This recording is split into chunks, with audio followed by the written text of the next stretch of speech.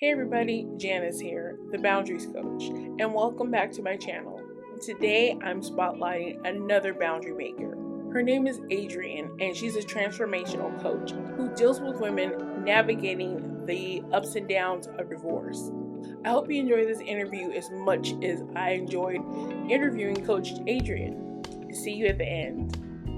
My name is Adriane Phinazee-Zackery, and I am a certified transformational coach that help newly divorced women who are rebuilding their lives at the end of their marriage. I help women rebuild their financial foundation and reclaim their identity and establish healthy boundaries and create a life that feels safe, peaceful, and aligned with who they're becoming after divorce.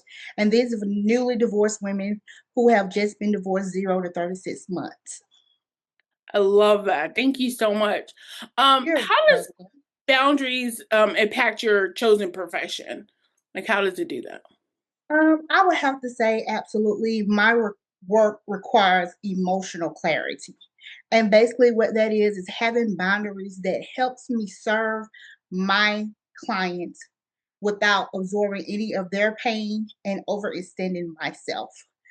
It ensures that I am able to show up present and healthy and whole myself. So I'm able to guide them toward the same, reality after they have gone through their divorce.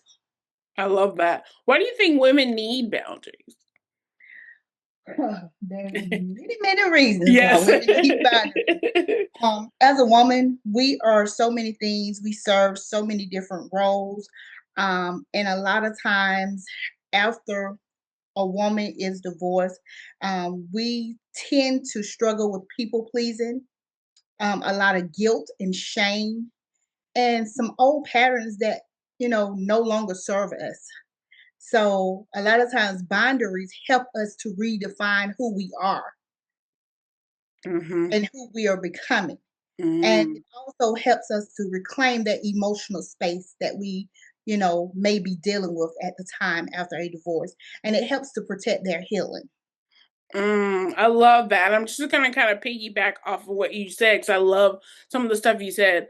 Um, about the healing. Is it really hard to heal? I've never been divorced. Is it really hard to heal from divorce? I know you go through a lot of emotions. I have friends who've been divorced, but how does that pertain to the feeling of healing, heal from divorce? Well, because I've coached several different women who have gone through divorce and been divorced myself and recently remarried, going on almost 5 years now. But when you're with someone 20 plus, 10, 20 plus years, divorce is just like if you are experiencing a death. Mhm. But the thing is, it's not a actual death, but that's just what it feels like. And not only do I say that, many of the clients that I've dealt with, that's what they also, you know, state as well. Right. So a lot of times that healing process, every two person would not heal the same as another person. Mhm. Every person healing process will be quite different. No two women are going to experience the same healing process. Right. However, we all have to trust that process to go through the healing process Mhm. because you're going to go through that grief time. I think about a year ago, I started working with a young lady, and from day one, every time that I would coach her, she would cry. Mm. And just last week, she contacted me because many of these women, they were not breadwinners or anything, so they depended solely on their spouses for financial stability. Right. So trying to get them to understand and change their mindset around money and get them to understand that they can monetize upon the skills that they already have and possess. Mm. That's how I get them to shift their mindset from upon the skills that they already possess to be able to monetize upon those skills. So some of these women come in with different ideas of things that they did as a stay-at-home mom or someone who did not work outside the house. And I asked them, what are you good at? Mm. Now One of the ladies, she just wrote a book. She's in the process of getting it published, and she's now back out into the workforce using the skills that she already possessed. And I love what you said about how divorce is like a death, because I think a lot of people need to call it, call it as it is. It is a death. It's almost like losing your job or being laid up. If you're grieving something that you're Yes. so used to having all the Hmm. time, and marriage is right there. Exactly. Exactly. Because so many people, like I say, they be with that person all the time, and then that relationship is gone. Mm-hmm. And that's what they're so used to and accustomed to. They surround their identity around their marriage. Mm-hmm. And so now, I know for myself, I got married young, and those are my kids' father. So, when you get married young, your identity is centered around being that spouse. Yeah. So when you go through that divorce, you have to relearn yourself. What do you like? Your likes and your dislikes. Mm-hmm. I love that. And not to go into the not to sidetrack, but I love what you said about identity, because as a coach, you and I are both coaches. Identity is really at the heart, like having the client reclaim their identity. However, Exactly. mine through boundaries, yours is through transformation and marriage and finance, but it's the same, under the same umbrella as Right. Right. identity. But I love that you said that, because I'm sure that a lot of people do come to you as, I don't know what to do next, and that's kind of like you're in limbo. You're in the middle of the ocean, not really knowing where to go. So I Mm-hmm. appreciate you saying identity. Did you struggle with boundaries in your marriage, or even Ooh, and after? yes. Of course. Of Yeah. course. Of course. Of course. I would say yes, because as I stated earlier, overcommitting, um, over explaining, Mm, and that's a good one. internalizing other people's expectations. Hmm. Because a lot of times you try to manage everyone's emotions but your own, especially when you have kids involved, Yeah. because you want to make sure that they're okay. Like, this is not about you guys, that, you know, mommy and daddy just can't work things out. But you guys are still the center core. You know, we're gonna still co-parent. And the thing is just trying to make sure that there's healthy boundaries Hmm. amongst everyone. Hmm.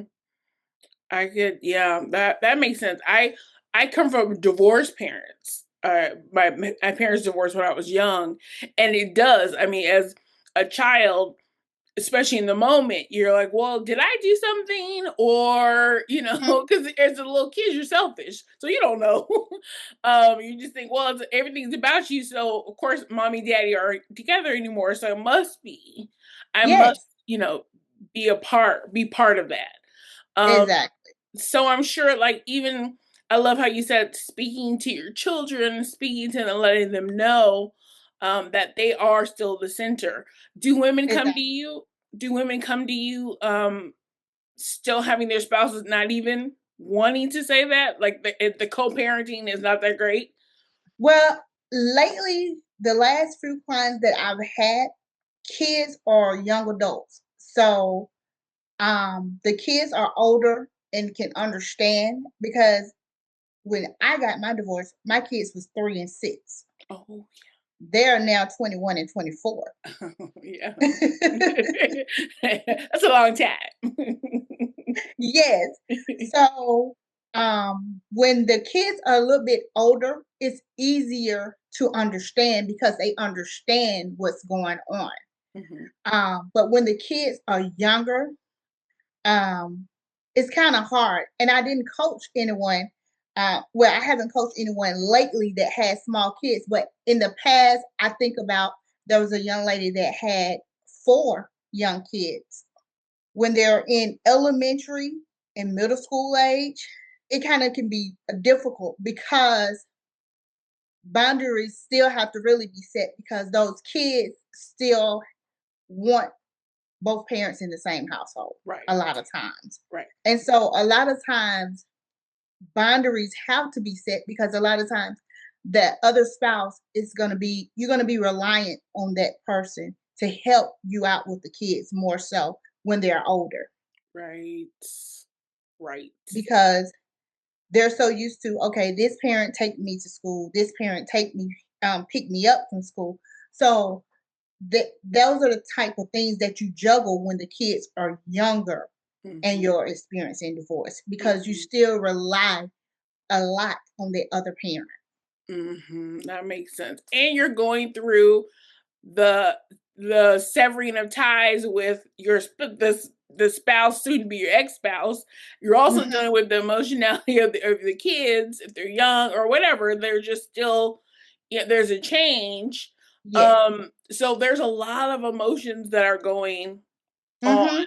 with just A you, just lot of that person. a lot of emotions that take place then Mhm. because the kids trying to you want them to understand, you don't want them to feel bad, and you still want to be cordial with that other parent Yeah. so they can see some type of healthiness within the relationship.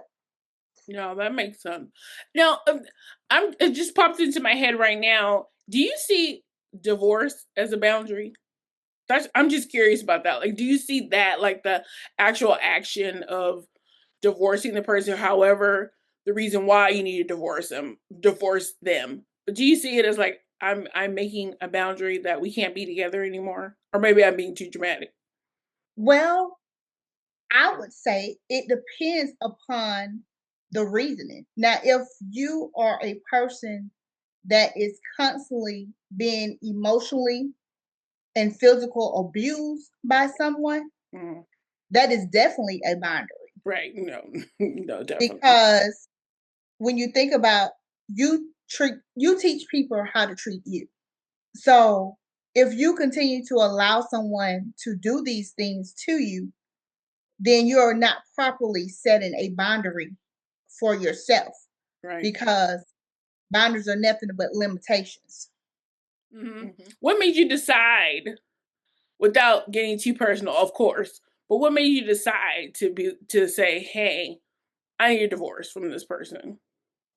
The real reason, at that time, I was a supervisor working with the Department of Family and Children Services. So I've Mm. always had these jobs that was over the top. Um, and so But needed. We need you.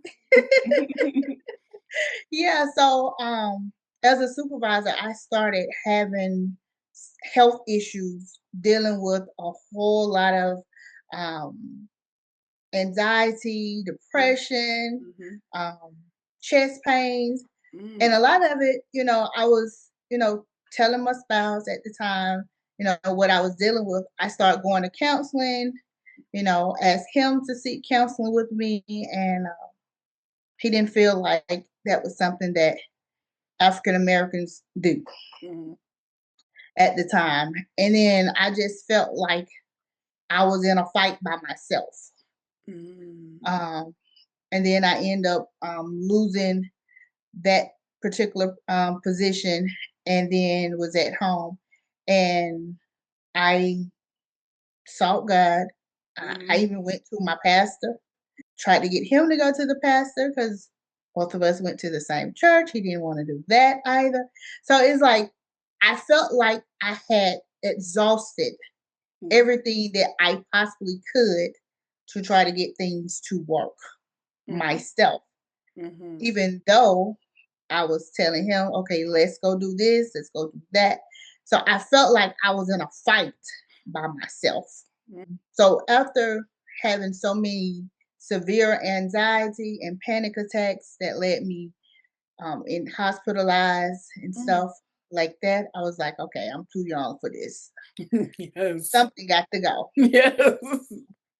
I Yeah. had sought out, I sought out everything. I mean, from counseling, went to therapy, you name it, I tried. Yeah. And so when I didn't see anything working, I was like, it's time to cut ties. Yeah. I thank you for sharing your story, because a lot of people need to hear that, because a lot of people are in the same, situation, and they don't know, and that is not normal, even though they feel like, hey, I'm doing it all myself. I'm committing. I'm the one that's committing. I'm the one that's, in charge of certain things, and you don't mind, and your spouse doesn't mind, but they don't realize is that, and like I said, they feel uneasy, but it's just the norm. They still keep going Mm-hmm. because society and everybody else tells them that's what you're supposed to do. But Mm-hmm. I always tell people, I tell clients, is that little pull, Mm-hmm. that you feel, that's your inner intuition telling you this isn't right. Was that when you discover, like, no, I need a boundary, aka Yeah, I need to step out. and the thing is, I tell people, and let me just add this as well. I didn't divorce like right after. I actually we separated for a little while. I Hmm. tried to see could we work things out Hmm. Sure. with me not being there, and then tried to go back, and things still did not change. Hmm.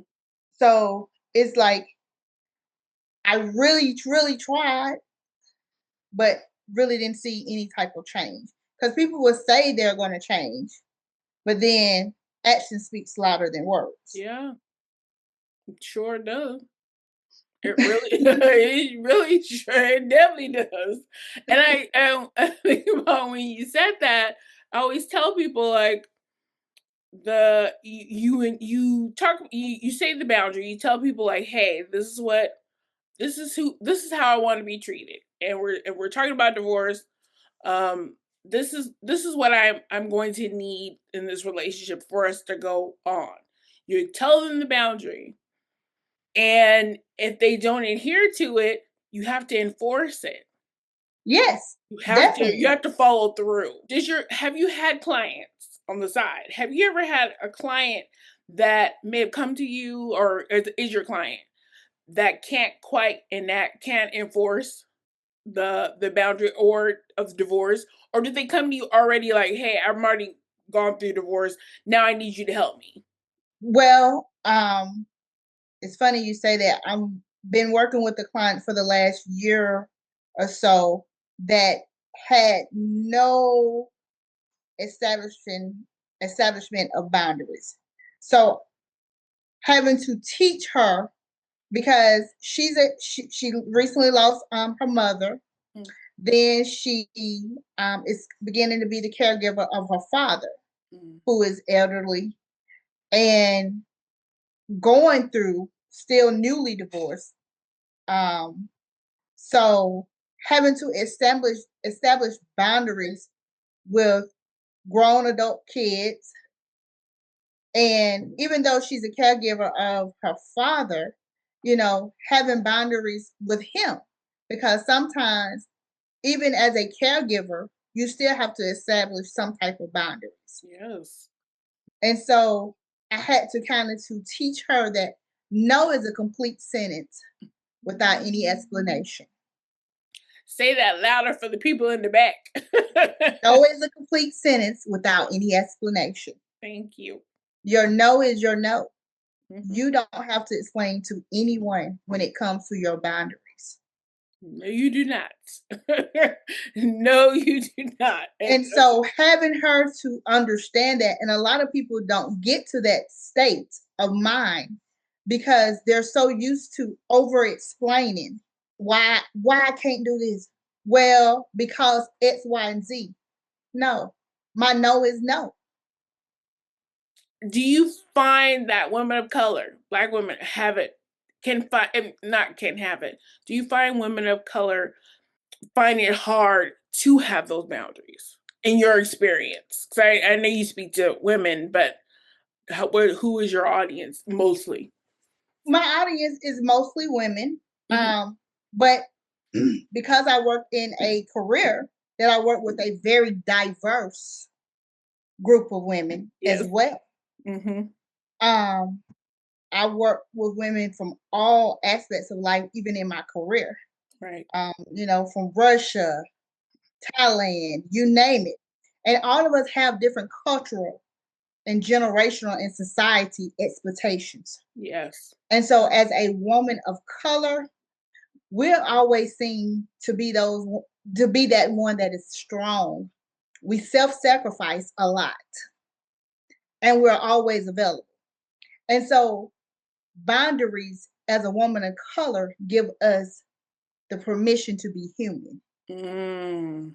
Mm-hmm. and it helps us to break those cycles Mm-hmm. and prioritize our mental health and our emotional well-being. Mm-hmm. Do you find that there's a stigma? I know you've been remarried. You are remarried. But was there a stigma? Did you feel a certain way being divorced the first time? Woo! Let me get the short version. Yeah, Yes, yeah. there's a stigma, and I say this because there's a stigma, especially in the Black church. Mm, Being that my ex-husband was a minister of the gospel, mm-hmm. so a lot of times there's your older people per se that's like, oh, what is it that you did, and blah blah blah this and blah blah that. So a lot of times, being that, like I say, I was young when I got married. Mm-hmm. A lot of times I had to build my self-esteem back up because I lost who I was as an individual. Mm-hmm. So the thing is, yes, there is a stigma because, of course, like I say, people of faith, they don't think that, that's something that you're supposed to do. However, there are things that God did not intend for us to have to endure, and our emotional well-being, controlling spirits and stuff of that sort, sometimes comes into place when you're going through a divorce. And so, long as you had that conversation with you and God gives you that release Mm-hmm. to say, okay, this is the best thing for you to do. This is not between you and the world. This is between you and that other human being. Right. And they know what, have been endured in that relationship. But I tell people, I became better and not bitter, Mm.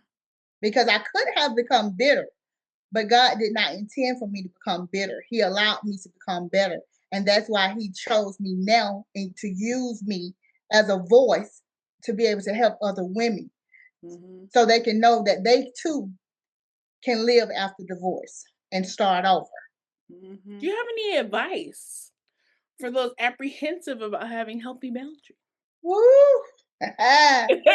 In advice, let's see. Start small and remember that boundaries are not punishments, Mm. they're protections. You deserve the space, the respect, and emotional safety. And the people that truly, truly care about you will just. The first boundary, it can be the hardest. But as you continue to set boundaries in place, it becomes much easier. And your peace is worth every uncomfortable step. So can you tell Mhm. can you tell us about what's coming up for you? What's coming up for me is I'm launching a reset program. This is going to be an offer. It's going to be a 12-week coaching offer for women to do a reset. And basically, with this reset, we're going to be working with your financial piece, your identity, your confidence, and just helping you to not just survive, but to thrive after divorce. Because there is, like I said before, there is life after divorce. And I am a living witness. Yes, I'm remarried, but as I shared with my husband as we were dating and stuff, when we got ready to purchase our home, I told him that I wanted to do it myself because I never wanted anyone else to tell me, that I didn't want to fight over a house. So when I got ready to purchase our home, I wanted to be the sole person that was financing that loan. I wanted to be able to do it by myself because I wanted to be able to leave something to my kids if anything ever was to happen to me. So I'm a living witness that you can have and thrive after divorce. Um, I know I tell people I went from making 10.50 an hour during my divorce to making six figures now. And so I know what it's like to start from the bottom and have to rebuild because I solely relied on my spouse as well. And don't let anyone tell you you need to be validated by anyone because the only true person that you need to be validated by is God. What a lovely interview. I have to say, this ranks up as one of my favorites because she really spoke to identity and how reclaiming your identity is so important, especially after divorce. And how, as women, it's so hard to do that. We don't realize how far we get wrapped up in someone, in being the mom, being the wife, being the partner, being the spouse, and losing ourselves. And really, that's what coaching is all about. It's about reclamation, it's about finding your identity, refinding your identity, finding what works best for you so you can live a great life, so you can move forward through boundaries. And divorce is a boundary because to find out more information about Adriane and on what she does, and if you know someone who may benefit from her services, go down to the link in my description box and you'll see all the necessary information. As always, if you want to know more about boundary work and what I do, also go down to the description box and you'll find ways to work with me as well. Thanks again for watching. I truly appreciate you being here. See you next time.